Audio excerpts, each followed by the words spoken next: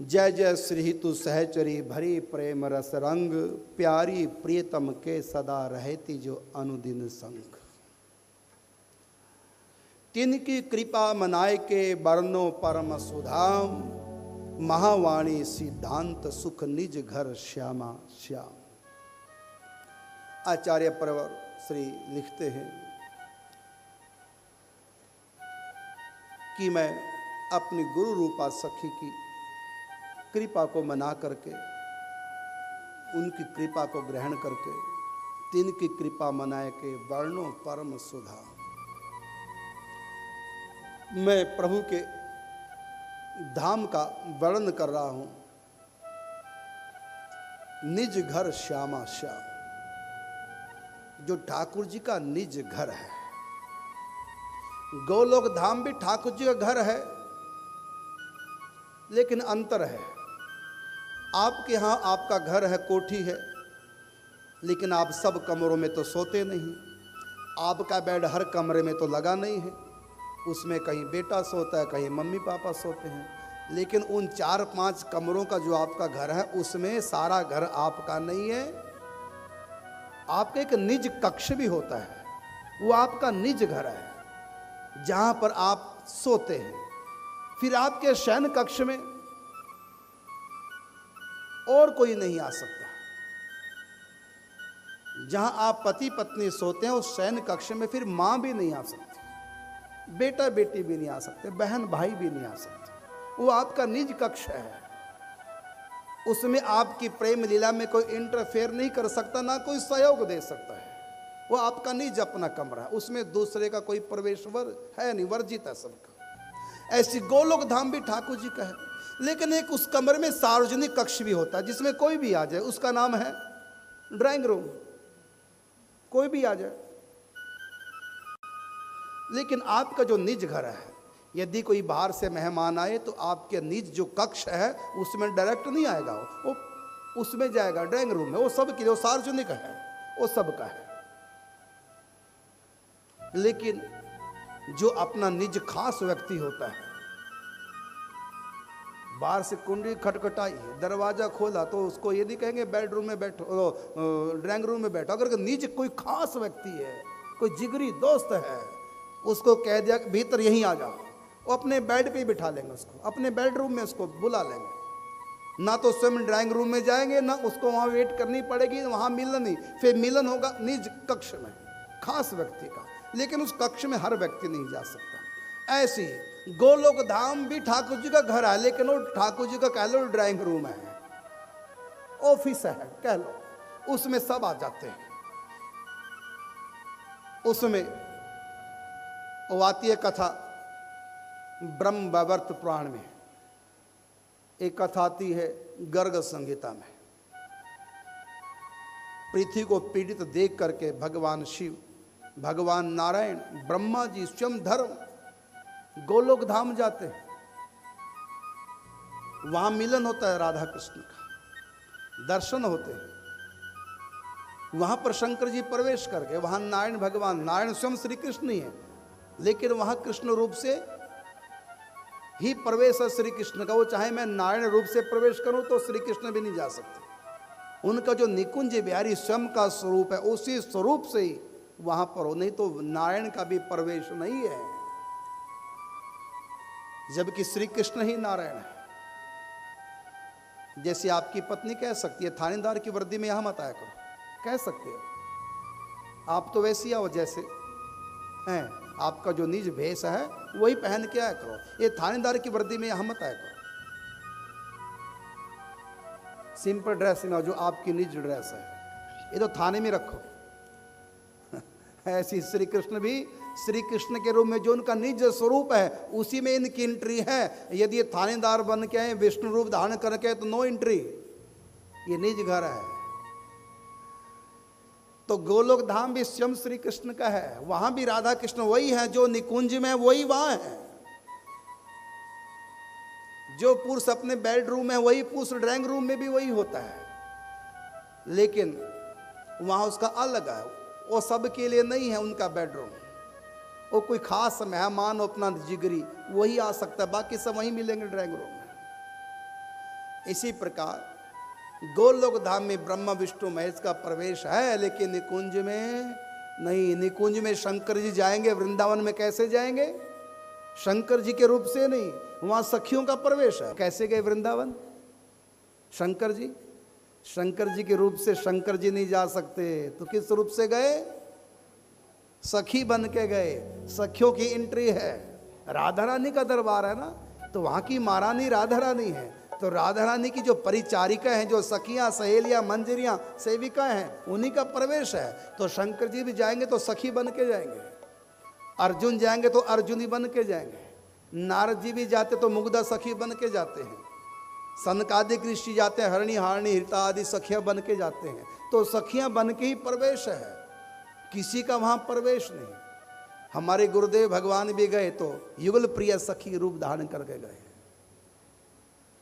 जा सकते हैं वहां, कोई भी जा सकता है, लेकिन सखी भाव से ही, प्रातः काल ही उठ के धार सखी को भाव और जाय मिले निज रूप सो या को यही उपाय। सब की एंट्री है, सृष्टि की प्रत्येक आत्मा जा सकती है इस निकुंज में, लेकिन राधा रानी की सहचरी बन करके, सखी बन के जा सकती, नहीं तो किसी का प्रवेश नहीं। और सखियों की कृपा से ही एंट्री है। शंकर जी भी गए तो ललिता सखी जी ने कृपा की उनको, और बाहर का जो वेशभूषा हो तो पार्वती ने सजा दिया था सखी का, लेकिन बाहर से सखी बनकर कोई जा नहीं सकता जब तक सखी जैसा भाव ना हो। तो भगवती पार्वती जी ने भगवान शंकर को सखी का वेशभूष प्रवेश पहना दिया, लेकिन तब भी एंट्री नहीं हुई। भगवती ललिता जी ने, सखी ने मान सरोवर में स्नान कराकर तब उनको सखी भाव प्रदान किया। तो सखी भाव धारण करके भीतर कोई जा सकता है, केवल सखी का श्रृंगार करके एंट्री हो जाए, नो एंट्री। वहाँ भाव देह से ही कोई जा सकता है। और शंकर जी को भाव देह कहाँ से मिली? तो ललिता जी से मिली। एक बार नरसिंह भगत भी गए थे, लेकिन सखी बन के गए। भक्तमाल पढ़ो, विस्तार से व्याख्या में लिखा हुआ है। भगवान शंकर जी प्रकट हुए जब नरसिंह भगत के सामने, तो नरसिंह भगत से कहा वरदान मांगो। तो नरसिंह भक्त ने भगवान शिव से क्या वरदान मांगा कि मुझको तो मांगना नहीं आता, क्या मांगना चाहिए? बस आपको जो सबसे अच्छा लगता है वही दे दो। मुझको तो मांगना नहीं आता, क्या मांगना है? बस आपको जो सबसे अच्छा लगता है वो दे दो। भगवान ने कहा तुमसे बढ़िया मांगना कोई जानता भी नहीं, सबसे बढ़िया तुमने मांग लिया और कहते हैं मुझको मांगना नहीं आता, जो आपको सबसे अच्छा लगता सो दे दो। तुमसे बढ़िया आज तक मुझसे किसी ने नहीं मांगा। तुमने मांगा क्या? कि आपको जो सबसे अच्छा लगता हो। तो मुझको तो सबसे अच्छा सखी बन करके वृंदावन में राधा माधव की रसमयी सेवा में जाना अच्छा लगता है। एक रूप से मैं आज भी गोपेश्वर बन करके वृंदावन में रहता हूँ, सखी बन करके पार्वती के साथ रहता हूँ कैलाश में, और यहाँ रहता हूँ मैं राधा माधव की सेवा में सखी बन करके। जो रस यहाँ है वो रस और कहीं भी नहीं है। और तुमने क्या मांगा? जो आपको सबसे अच्छा लगता है। तुमने तो सर्वोत्तम सर्वोपरि जो भाव राज्य है उसको मांग लिया।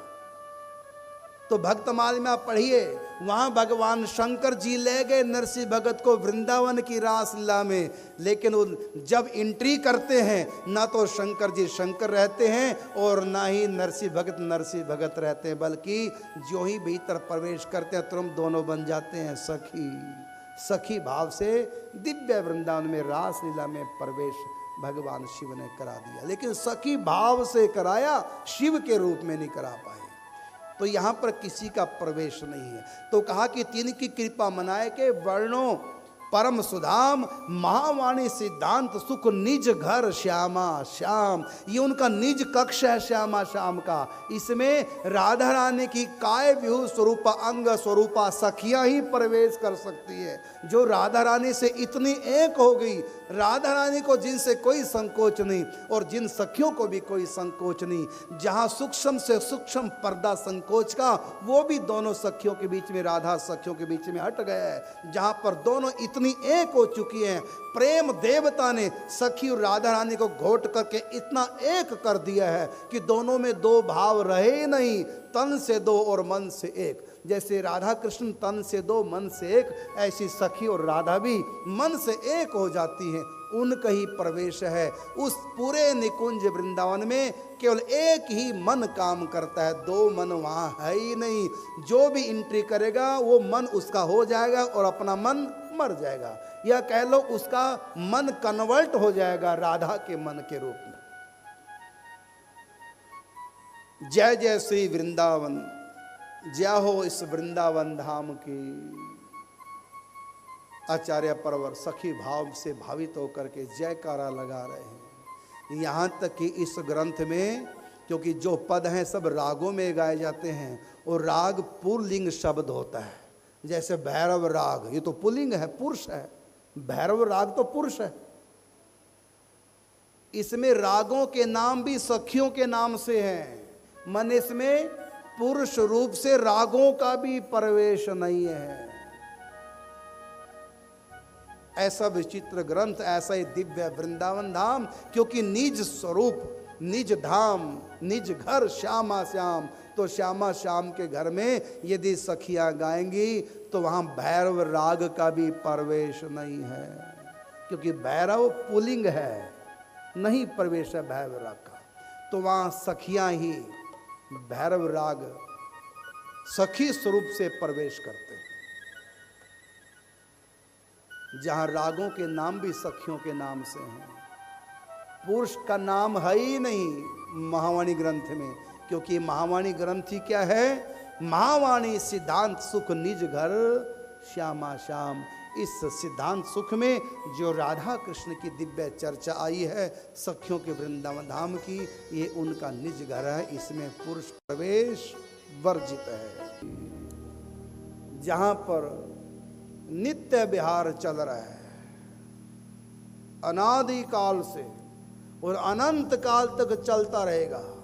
अनंत अनंत बार सृष्टियां बनी, अनंत अनंत बार मिटी, लेकिन ये नित्य विहार वृंदावन की लीला, इसका उपसंहार नहीं, न इसकी शुरुआत है। चंद्र मिटे चाहे दिनकर मिटे, चंद्रमा भी समाप्त हो जाए, चाहे सूर्य भी मिट जाए, अर्थात सृष्टि मिट जाए, भले ही, और मिटेगी, प्रलय आएगी। चंद्र मिटे, दिनकर मिटे, चाहे मिटे त्रिगुण विस्तार, ये प्रकृति का जो विस्तार, ये त्रिगुण में माया, चाहिए भी महाप्रलय को प्राप्त हो जाए, आत्यंतिक प्रलय क्यों ना आ जाए। चंद्र मिटे, दिनकर मिटे, चाहे मिटे त्रिगुण विस्तार, लेकिन दृढ़वत श्री हरिवंश को मिटे ना नित्य विहार। ये चल रहा है, ये प्रेम तत्व अनादि तत्व है, ये मिट नहीं सकता, इसको कोई पैदा नहीं कर सकता। प्रेम को, इसको कोई मिटा नहीं सकता। हाँ, प्रकट होता है, अंतर्धान हो जाता है सृष्टि में। आपके भीतर किसी के प्रति प्रेम प्रकट होगा, वो आपके पैदा करने से नहीं होगा। खूब समझा लो सास बहू को, परस्पर प्यार करो, पैदा करो प्यार एक दूसरे के प्रति, नहीं कर पाते, अपनी मर्जी से नहीं होता, और जब होगा तो अपनी मर्जी से हो जाएगा। प्यार किया नहीं जाता, हो जाता है, ये करने की चीज ही नहीं। प्रेम कोई पैदा नहीं कर सकता, प्रेम को कोई मिटा नहीं सकता। जरा कह दो, लड़की को कितना भी समझा दो लड़का ठीक नहीं, लड़के को कितना भी समझाओ लड़की तुम्हारे लायक नहीं, अगर प्यार है तो नहीं हटेगा, नहीं कोई मिलने देगा तो मर जाएंगे जहर खा के, लेकिन कोई हटा नहीं सकता प्यार को। प्यार को कोई पैदा नहीं कर सकता, प्यार को कोई मार नहीं सकता। ये तो अपनी मर्जी से प्रकट हो जाएगा, अपनी मर्जी से रहेगा, और जब जाना होगा अपनी मर्जी से चला जाएगा, ना किसी के बुलाने से आएगा, ना किसी के भगाने से भागेगा, क्योंकि दिल है, आगे क्या है, मानता नहीं। ये खोपड़ी मान जाती है, दिमाग मान जाता है, बुद्धि मान जाती है समझाने पर, लेकिन दिल है कि दिल भी हावी हो जाता है दिमाग पर। ज्ञान की बात फिर सुहाती नहीं प्यार में, इसलिए दिल जिलों का पंथ है। दीवानों का अगम पंथ संसारी समझ नहीं पाते, और आता है जिनकी समझ में वो कुछ मुख से कह नहीं पाते, और जितना कहा उतना लोग समझ नहीं पाते। मोहब्बत मायनी अल्फाज में लाई नहीं जाती, ये तो वो नाजुक हकीकत है जो समझाई नहीं जाती।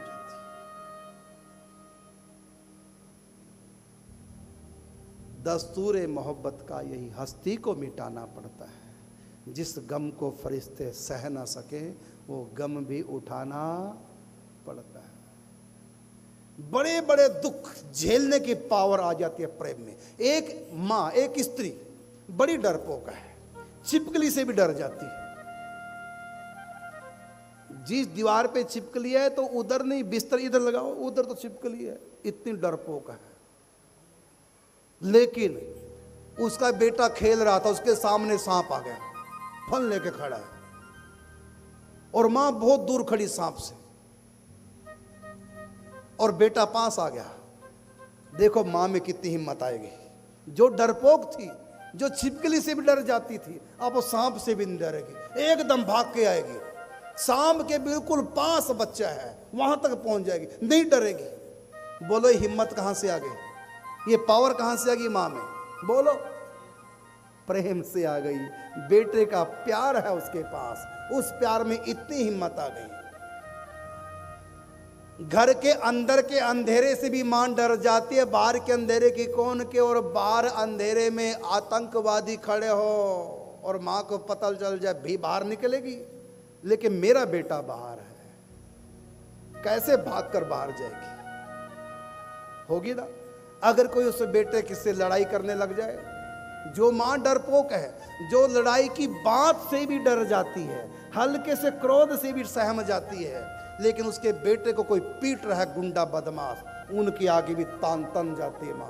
कहां से हिम्मत आ गई? और कहते रहे को कच्चे को चबा जाऊंगी, खबरदार जो मेरे बच्चे को छुआता हो, और नोच खाएगी इसको। ये पावर कहां से आ गई इतनी डरपोक महिला में? कहां से पावर आई? ये पावर आई प्यार से, बेटे के प्रति प्यार है, इतनी हिम्मत आ गई। जो फरिश्ते देवता भी नहीं सह सकते जिन गमों को, उस गम को भी भक्त हंसते हंसते सह जाते हैं। भक्त सिंह फांसी के फंदे पे लटक गए हंसते हंसते। किसने इतनी हिम्मत दे दी? क्यों नहीं डर लगा? देश के प्रति प्रेम था, देश प्रेम ने उनको इतनी हिम्मत दी है लड़ने की। कहीं भी प्रेम करो, प्रेमी से बढ़ करके कोई निर्भीक शक्तिशाली कोई नहीं हो सकता, नहीं डरता किसी से। कथा आती है ब्रज के भक्त में, दमयंती छत के ऊपर बैठी, नीचे हल्ला गुल्ला हो, ऊपर से झांक के नीचे देखा, एक लड़का लड़की नौजवान उनको पकड़ के पुलिस ले जा रही थी। माधव सिंह राजा थे उस समय जयपुर के, उनके गुरुदेव भगवान थे श्री गिरधारी शरण ब्रह्मचारी जी, जो निम्बार्क संप्रदाय के एक बड़े प्रसिद्ध संत हुए, जिन्होंने राजा का महल बनवाया। आपने दर्शन किए होंगे, बरसाना में राधा रानी का जो मुख्य मंदिर है, उसके आगे जो विशाल महल है वो उन्हीं के द्वारा बनाया गया है। तो उनके शिष्य थे माधव सिंह जयपुर के। तो गिरधारी शरण जी ने अपने शिष्य राजा को कहा, माधव सिंह को, तुम भले सबको क्षमा कर देना, लेकिन दो लोगों को क्षमा नहीं करना। कौन? परिस्त्रीगामी और परधन की तरफ जिसकी दृष्टि है, ये दो अवगुण जिसमें है उसको क्षमा नहीं करना, बाकी चाहे सबको क्षमा कर देना। और पुलिस पीटते हुए ले जा रही थी लड़के लड़की को, तुम्हारा अवैध संबंध है पर्स पे, जो महाराज को स्वीकार नहीं। यदि हमने तुमको दंड नहीं दिया, राजा तक नहीं पहुंचाया, और गुप्तचर विभाग के द्वारा राजा को पता चला, तुमको बाद में फांसी, पहले हमको लटका देंगे कि तुमने पाप से समझौता क्यों किया। पुलिस डर गई, इसलिए दोनों को मारते पीटते ले जा रही थी लड़के लड़की को। और अंत में रास्ते में कुछ मिले गली मोहल्ले के लोग, गली मोहल्ले के लोगों ने पुलिस से कहा, सिपाहियों से कहा कि राजा के पास मत ले जाओ, राजा इनको मृत्यु दंड दे सकता है, ऐसा है, ये दोनों अगर क्षमा मांग ले, इनको छोड़ दिया जाए। जो ही मोहल्ले पड़ोस के लोगों ने कहा सिपाहियों से कि यदि ये क्षमा मांग लें, इनको छोड़ दिया जाए। सुनते ही वो लड़की बोली, राजा मेरे चाहे टुकड़े टुकड़े कर दे, मुझको फांसी पे लटका दे, मुझको मरने का भय नहीं, मैं इनके बिना नहीं रह सकती। शासन को भी चुनौती दे डाली, मौत से भी भय नहीं खाया, जानती थी परिणाम क्या होगा। ये पावर कहां से आई उसके पास, राजा से टकराने लगी, पुलिस का भय नहीं, मैं इनके बिना नहीं रहूंगी, मैं क्यों क्षमा मांगू, मैं इनसे दूरी क्यों बनाऊं, मैं मर जाऊंगी, इनके बिना नहीं रह सकती, ले जाओ मुझको राजा के पास, मर जाऊंगी, जीऊंगी तो इनके साथ। ये हिम्मत कहां से आ गई। और ये दृश्य छत के ऊपर बैठी दमयंती सुन रही थी, देख रही थी। वो भी छोड़कर, वो श्री कृष्ण के प्रेम में रंगी थी, वो छोड़ करके वृंदावन जाना चाहती थी। घर वाले आर्य समाजी थे, वो कृष्ण को नहीं मानते तो रोकते थे, लेकिन उसकी लगन लग चुकी थी कृष्ण के प्रति। वो कहती मैं वृंदावन जाऊंगी, घर वाले कहते नहीं जाएंगे, हमारी ना कटेगी। सोचा मैं लड़का होता भाग जाती, अब क्या करूं। लेकिन जब इस लड़की का लड़के का नाटक देखा, उनकी दृढ़ता देखी प्रेम में, तुरंत दमयंती के मन में आया ये लड़का लड़की साधारण, ये लड़की एक हार्ड मांस के पुतले से प्यार करने वाली, इसको किसी का भय नहीं। और मैं तो भी सच्चिदानंद विग्रह परमात्मा श्री कृष्ण से प्रेम करती हूँ, फिर उनके घर जाने के लिए, वृंदावन जाने के लिए मैं क्यों किसी की परवाह करूँ। क्या मैंने नहीं प्रेम किया, क्या इसी लड़की ने प्रेम किया, क्या मैंने कृष्ण से प्रेम नहीं किया। ये हाड़ मांस के पुतले पे प्रेम करने वाली दीवानी, इसको दुनिया से कोई मतलब नहीं, तो मैं क्यों फिर किसी से मतलब रखूँ।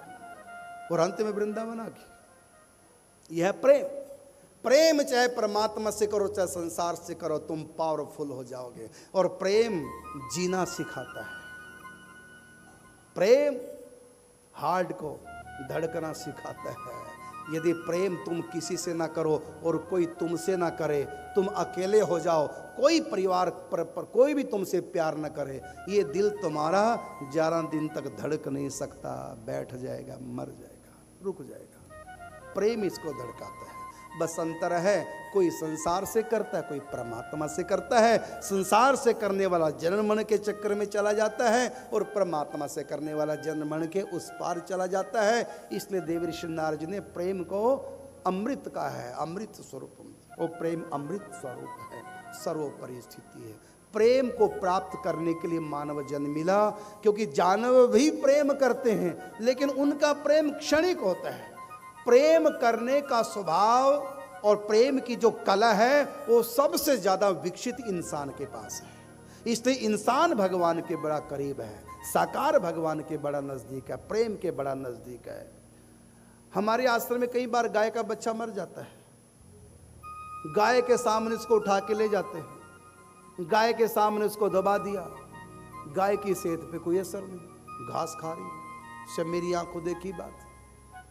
और जब वो जीवित था खूब चाटती थी, प्रेम करती थी, मर गया तो याद भी नहीं, आराम से घास खा रही है, रात को आराम से दूध दे दिया। मतलब प्रेम तो गाय ने भी किया, लेकिन उनका प्रेम क्षणिक होता है, थोड़े समय के लिए होता है, तुरंत भूल जाते हैं प्रेम को। लेकिन इंसान, किसी का बच्चा मर जाए, माँ वृद्ध हो गई, मरने जा रही है, वृद्धावस्था, 20-25 साल पहले बेटा मरा, मरते मरते बेटे की याद आ रही है, मेरे पास इस समय सारे बेटे खड़े हैं, एक मेरा लाल नहीं है जो छोड़ के चला गया, मर गया। अब भी उसकी याद करेगी। घर में कोई त्योहार आता है, घर में कोई स्वादिष्ट चीज बनती है, उस मरे हुए बेटे की याद माँ करने लग जाता है, वो मेरा बेटा भी होता, इस सुख में वो भी शरीक हो जाता है। पुरुष, ये मानव नहीं भूल सकता प्रेम को। इसमें क्षणिक प्रेम नहीं, बहुत इसके अंदर प्रेम का सागर है ये मानव। तो जानवर भी प्रेम करते हैं, लेकिन उनका प्रेम क्षणिक है, परिस्थिति बदलती, दूरी बनती, वो भूल भी जाते हैं कौन माँ, कौन बेटा, कौन परिवार, भूल जाते हैं। बल्कि जानवर तो क्या, पहले माँ बेटा थे, गाय का बच्चा तो वही बच्चा बड़ा बन के सांड बन गया, वही गाय, फिर वो पति पत्नी की तरह व्यवहार हो गया, भूल गए ये कभी मेरा बेटा था, वो गाय भूल गई, भैंस भूल गई किसको मैंने जन्म दिया था, याद ही नहीं है, अब रिश्ता दूसरा हो गया। ये जानवरों का जीवन है। तो जानवरों में प्रेम स्थायी नहीं है लेकिन बहुत कम, और तुरंत भूल भी जाते हैं जानवर प्रेम को। लेकिन मानव है प्रेम को नहीं भूल पाता। तो मानव के पास वो प्रेम है, ये चाहे तो ये प्रेम थोड़ा डाइवर्ट हो जाए भगवत प्रेम की तरफ। प्रेम का मतलब ही भगवत प्रेम है। ये जो हम संसार से करते हैं दरअसल इसको प्रेम कहना प्रेम की तौहीन है, प्रेम का अपमान है। ये जो हम दुनिया से करते हैं, सच बात है, बुरा ना माने, ये प्रेम नहीं, ये मोह है, ये वासना है, ये स्वार्थ है। अगर मोह, प्रेम, वासना, स्वार्थ ये तीनों ना हो तो कोई किसी से प्रेम करने को तैयार नहीं। माँ भी अपने जिगर के टुकड़े को यदि माँ से उल्टा चलता है अलग कर देगी। तुम्हारा चूल्हा घर अलग, तू जाने तेरा काम, मैं कब तक बाहर ढूंढूंगी। अगर वो पत्नी का पक्ष लेगा, माँ कह दे जा तो, वही है तेरी माँ, मैं तेरी माँ नहीं, वो भी ठुकरा देगी। और रिश्तों की कौन कहे, माँ भी छोड़ देगी बच्चा अगर माँ की बात नहीं मानता, माँ से उल्टा चलता है। तो संसार में स्वार्थ, वासना, इनमें धक्का लगते हैं, सब रिश्ते टूट जाते हैं। इसलिए यहाँ का प्रेम प्रेम नहीं, ये मोह कहलाएगा। ये क्षणिक आकर्षण है, ये मोह है, ये अज्ञान से प्रकट हुआ है। यहां वासना काम करती है, यहां कोई स्वार्थ काम करता है। शुद्ध प्रेम तो मेरे प्रभु के धाम में है, राधा रानी के राज्य में है। और मेरे ठाकुर जी निकुंजी बिहारी श्यामा श्याम इस दुनिया में अवतार लेकर के दिव्य प्रेम के खेल करते हैं, दुनिया को बताते हैं प्रेम क्या है। मथुरा में प्रेम नहीं किया, द्वारिका में प्रेम की लीलाएं नहीं की, प्रेम की लीला प्रेम की देवी राधा रानी के राज्य में 84 कोस के क्षेत्र में हुई है। और यहाँ भगवान ने सुदर्शन चक्र नहीं उठाया, यहाँ भगवान की प्रेम की लीलाएं चली हैं। और इस प्रेम को भगवान मथुरा भी जाकर भूल नहीं सकते। उद्धव मोही ब्रज बिसरत नहीं, वो दिव्य प्रेम। तो कहा जय हो उस वृंदावन धाम की जय, वृंदावन नित्य विहार, श्री राधा पिय परम उदार।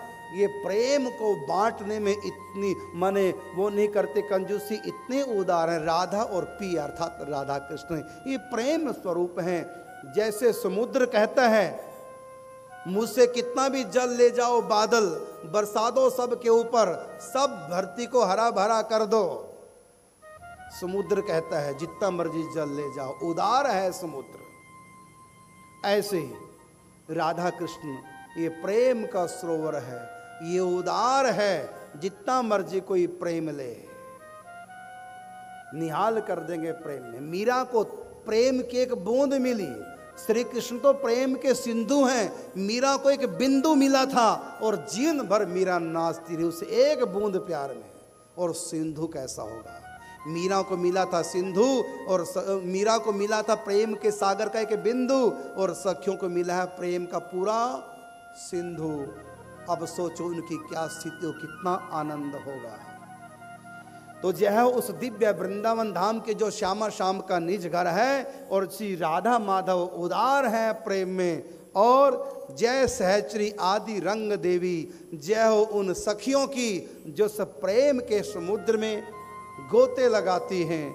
जय सहचरी आदि रंग देवी आदि सखियों की जय हो। और श्यामा श्याम ही जिनके सेव्य, जिनके जो इष्ट हैं, वो सेव्य ठाकुर कौन है? श्री कृष्ण नहीं बल्कि राधा कृष्ण हैं। श्यामा श्याम ही जिनके सेव्य, जय नव नित्य कुंज सुख सा। अब देखिए दो बातें, नव और नित्य, ये दोनों विपरीतार्थिक शब्द है। जो नित्य है, नित्य का मतलब हमेशा, जो नित्य है वो कभी नया नहीं हो सकता, और जो नया है वो कभी नित्य नहीं हो सकता। नित्य का मतलब जो हर रोज रहता है,